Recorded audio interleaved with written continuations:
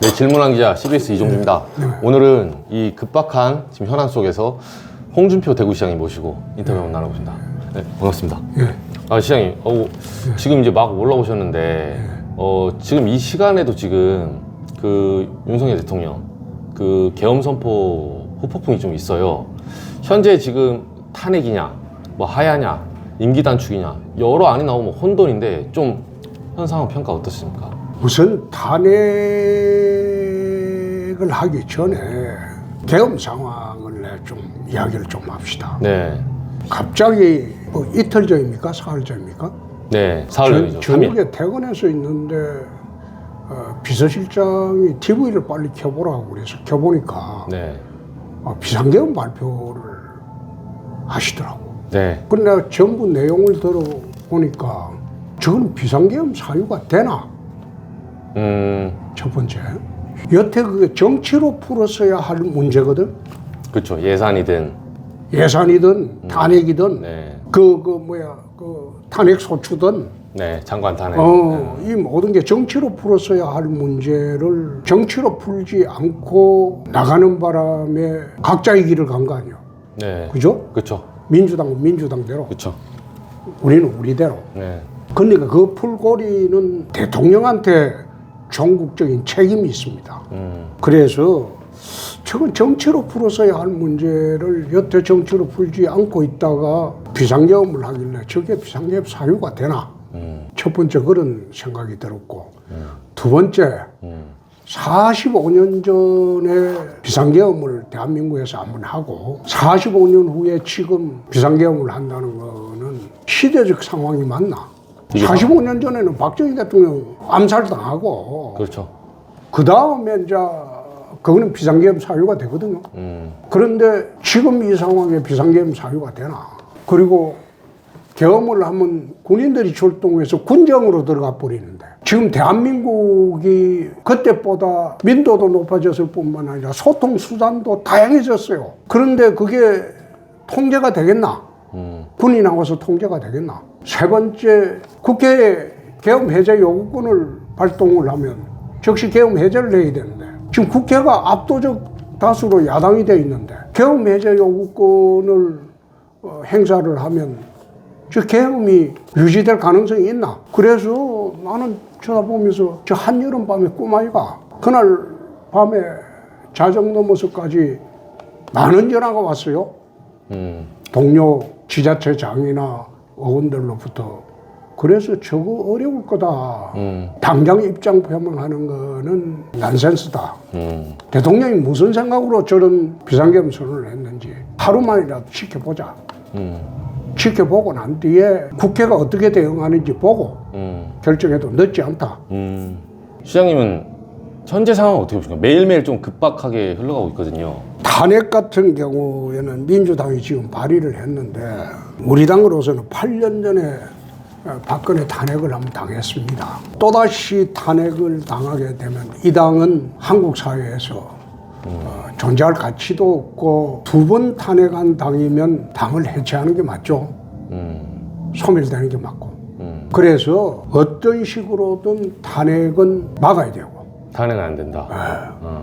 대신 대통령 임기를 개헌을 해서 대통령 임기를 단축하고 그 다음에 거국내각하고 네. 책임 총리제 도입해서 내정은 대통령이 손 떼고 외교 국방만 하고 나머지는 책임 총리한테 맡기고 그 다음에 개헌 절차를 통해서 임기 단축하고 그렇게 해서 질서 있는 퇴진을 하는 게 좋지 않느냐. 나는 그런 생각입니다.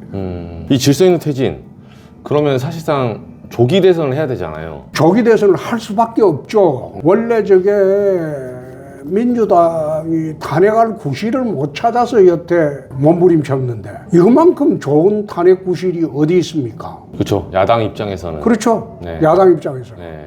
그런데 여당 입장에서는 또다시 8년 전처럼 유승민 같은 역할을 지금 한동훈이가 하고 있다고. 내부의 적정 분열. 그렇죠. 네. 그래 하고 있으니까 이렇게 되면 한국 보수 정당은 한 번 붕괴됐다가 살아났는데 이 8년 만에 또 붕괴되는 거예요. 붕괴되고 괴멸되는 거예요. 근데 계엄군이 국회를 먼저 봉쇄한다든가 뭐 이런 부분들이 그리고 아까 준 전시 이런 사변 그게 사유가 안 되는데 계엄령을 선포한다거나 이런 부분들이 벌써 내란죄 구속 요건에 해당이 된다. 그거는 사법기관에서 다룰 문제고 정치권에서는 서로 주장만 하는 거죠. 전국적으로 사법기관에서 다루는 문제죠. 그거는 지금 우리 여의도 정치나 시장님이나 이런 정치권 인사들이 다룰 문제는 아니다. 그렇습니다. 정치권 인사들은 내란죄로 벌써 민주당하고 그 측에서 민주당 측에서는 고발 다 했잖아요. 국가수사본부에서. 그러니까 네. 검경에 고발 다 했기 때문에 그건 사법기관의 판단에 맡기는 거고 정치권에서는 탄핵 절차보다는 그런 질서 있는 퇴진 절차로 가는 게 옳지 않느냐. 그게 나라 안정을 위해서 좋은 거지. 그렇지 않고 8년 전에 사태가 재발이 되면 한국 정치는 그야말로 무너질 겁니다. 선생님, 요 부분 지금 좀 살아있는 이슈 중에 지금 한 시간 뭐 초 단위로 변하긴 하는데 한동훈 국민의힘 대표가 탄핵 반대 당론을 어제 채택한 이후에 오늘 개인적인 입장을 이제 표명했어요. 그러니까 대통령의 직무 집행 정지가 필요하다. 그거는 내가 보기에는 사감입니다. 아, 사감. 한동훈 대표의 사감이다. 그렇죠.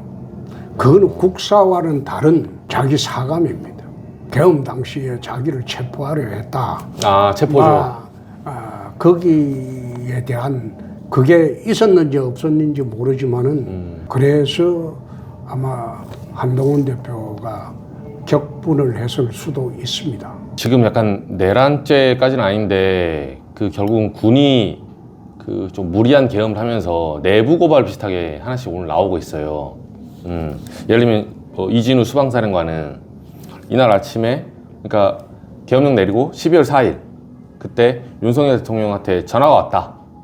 네, 계엄 내리고 나서 계엄 해제까지 2시간 약 40분 사이에 전화를 받은 적이 있다. 본인은 뭐 위치 파악했다. 그리고 국정원 1차장은 비상계엄 이후에 정치인들 우원식 국회의장, 뭐 한동훈 대표, 이재명 대표, 조국 대표 체포를 지시했다. 뭐 이 기회에 싹 잡아들여라. 뭐 이런 식으로 내부 고발 비슷한 이런 얘기들이 좀 나오고 있거든요. 그런 사람들 데리고 계엄을 했다는 게 얼마나 코미디입니까? 대통령이 그런 참모들 데리고 계엄을 했다는 게 얼마나 희대의 정치 코미디냐 이 말이에요. 그 계엄할 리더십조차 없었다. 그러니까 내 한여름밤의 꿈이라고 했지. 그럼 완전히 패착으로 보시네요. 이 계엄 자체를. 야당한테 빌미를 준 거죠. 탄핵의 빌미. 그렇죠. 빌미를 준 거죠. 대통령은 자기가 국정을 장악하고 있다고 착오를 한 거지. 지금 나와 있는 게 이틀도 안 됐는데 온갖 이야기가 다 나오는 거 보면 군인들 입에서 전부 자기 빠져나가려고 하는 소리들 아닙니까? 그런 사람 데리고 어떻게 그 나라를 운영합니까? 계엄을 하려고 생각했습니까? 그게 넌센스지. 국정이 무너지고 있다는 겁니다. 그래서 이미 리더십이 붕괴됐기 때문에 빨리 질서 있는 퇴진을 하는 게 없겠다. 하는 게 옳다. 네? 어떻게 보면 은격결에 대통령이 됐으니까 정치를 너무 얕잡아 본 거예요. 정치를 얕잡아왔다. 그렇죠. 정치가 내가 하면 더 잘할 수 있다. 하여튼 윤통도 그렇고 윤 대통령도 그렇고 한동훈이도 그렇고 정치를 너무 얕잡아 보고 있어요. 그게 검사식 사고방식이에요. 검사식. 근데 그걸 벗어나지 않으면 당도 이 정부도 곤욕을 치를 수밖에 없을 것이다. 일각에서는 선관 얘기도 나와요. 그거는 난센스 중에 난센스야. 그런 일이 있었다면 난센스 중에 난센스예요. 이거야말로 거의 음모론 수준의 그런 얘기다 이렇게 보십니까? 거구 유튜브들한테 현혹이 됐겠죠? 그런 일이 있었다면? 이 부정선거가 황교안 전 대표 시절에 그 총선이 폭망하고 그 이후부터 계속 잃었었거든요. 사실은 홍시장님도 그때 핍박을 많이 받으신 다음에 무소속으로 당선되셨잖아요. 글쎄 지금 대명천지에 부정선거를 획득할 수 있을까요? 노무현 대통령이 됐을 때 전자개표가 잘못됐다고 해가지고 그 당시에 우리 당에서 그런 동대문 을지역만 네. 개근표를 해본 일이 있어요. 그때 거기 지역구 선거무효 소송을 해서 내가. 이해창 후보가 지고 나서. 맞아요. 재검표를 했는데 네. 재검표 결과 노무현 대통령 표가 3표 더 나왔어요. 아, 오히려 수개표를 다 해본. 수개표를 했는데. 그래서 내가 전자개표로 위한 업무는 그건 진짜 업무일 뿐이다. 그때 그런 생각을 했어요. 했는데 글쎄 경군이 선관위 갔다는 것도 거구 유튜버들 주장에 동조하는 어처구니 없는 이야기죠. 오히려 다른 것보다 이 선관위 서버를 털기 위해서 만약에 계엄을 성동격서를 했다면 이건 더 심각한 그런 인식 수준이라고 뭐 보십니까? 그건 국정 운영 능력의 문제로 귀착이 되겠죠. 국정 운영 능력이 그것밖에 안 된다는 방증이겠죠. 그래서 수습적으로 내정은 책임 총리한테 다 맡기자는 거예요. 약간 이원 집정부제로 바꿔서 그 형태로 우선 운영을 할 수밖에 없지 않느냐. 그렇군요. 그 얘기 나왔으니까요.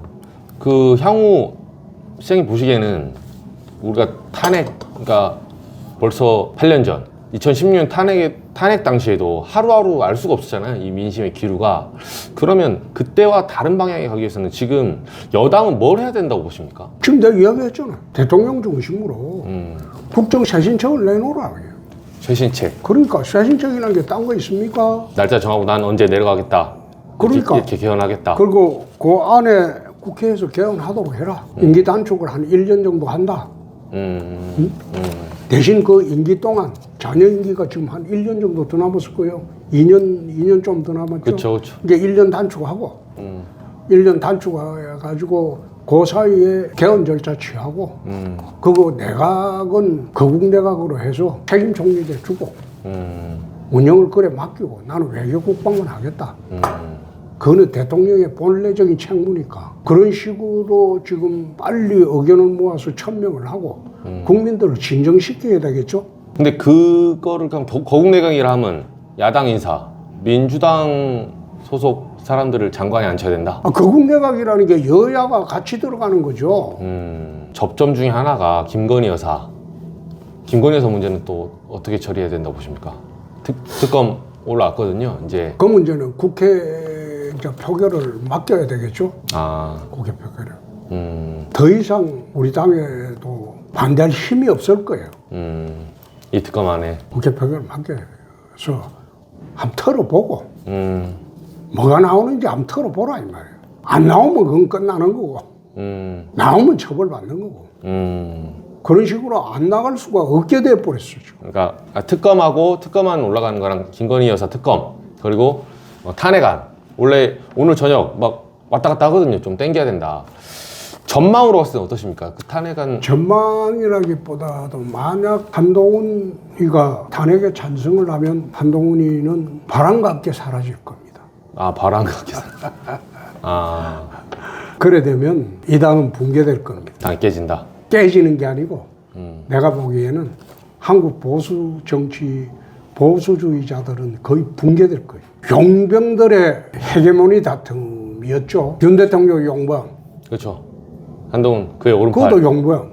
응? 자기들끼리 싸움에 한국 보수 진영이 붕괴되는 거예요. 근데 또 탄핵을 해야 된다는 여론 중에 하나가 시장님 2차 계엄.